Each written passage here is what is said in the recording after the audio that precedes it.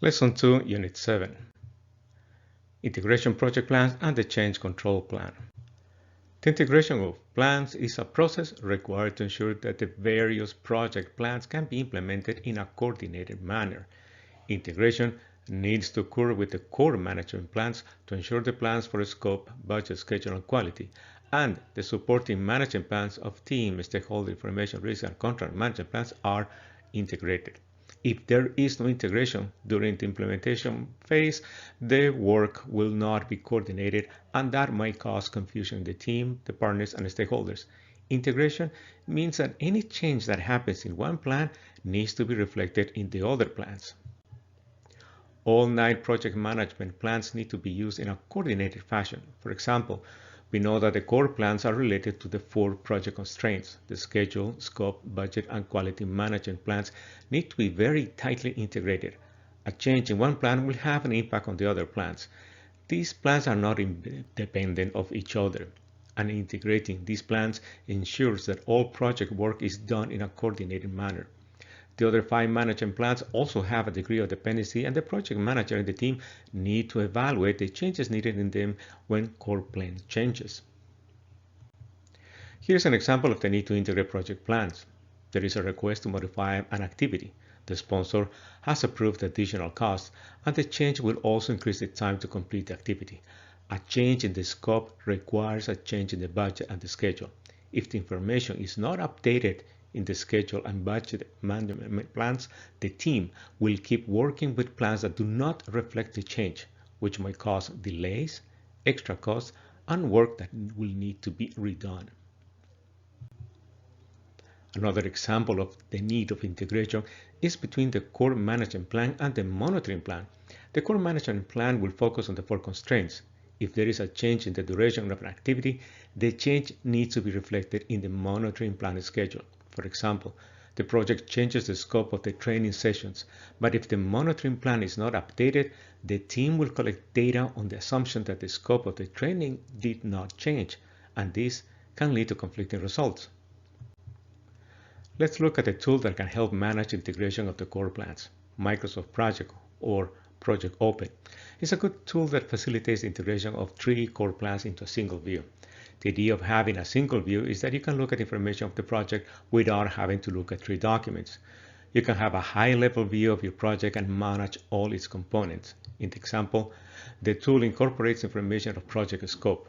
This information lists all the activities in the WBS. Then, there is information on the schedule, which includes the duration of the activity, when the activity must start, and when the activity must finish.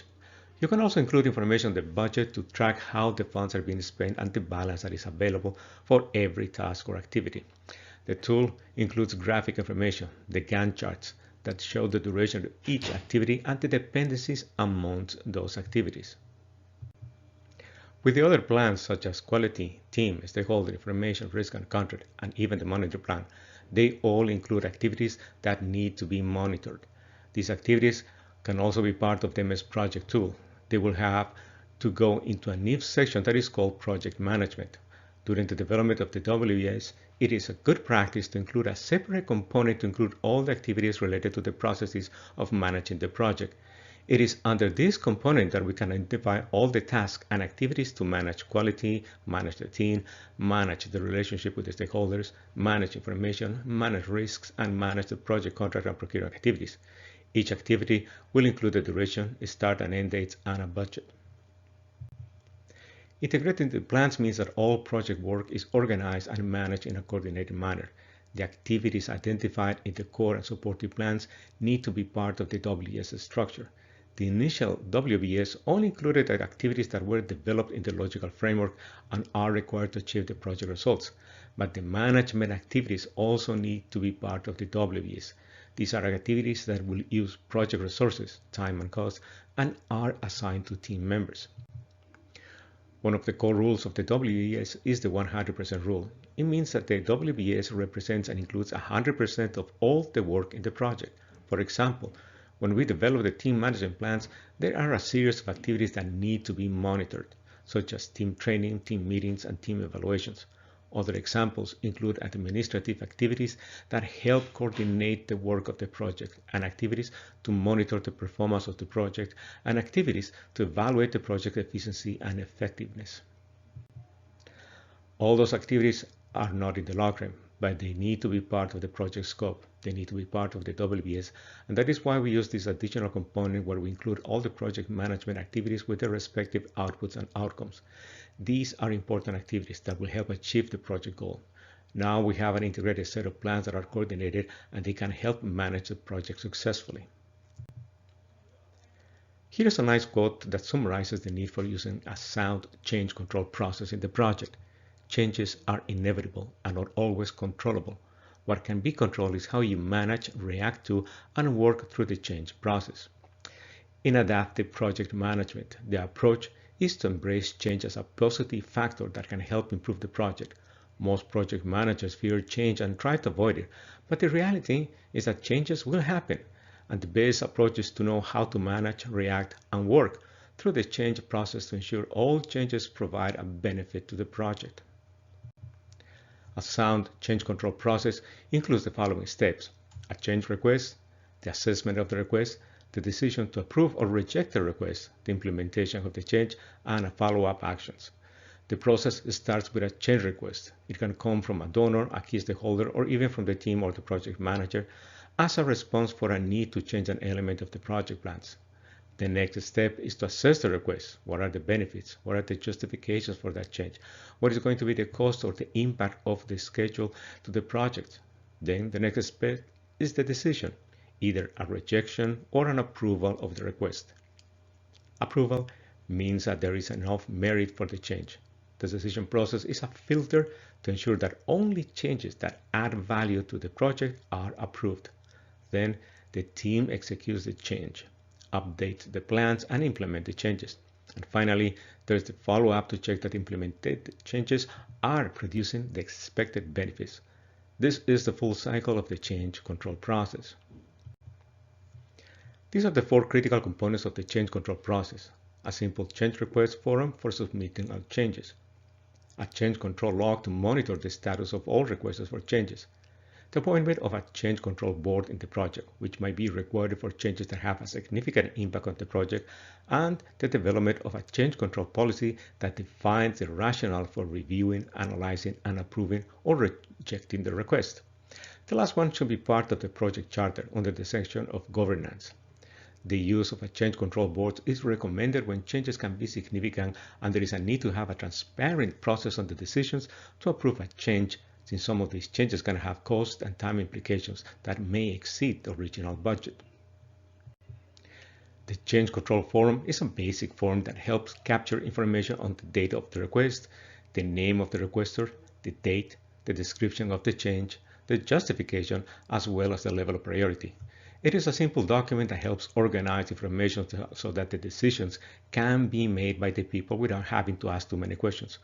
One form can have all the information, and you can also track the decision made by the board in the change by approving the change.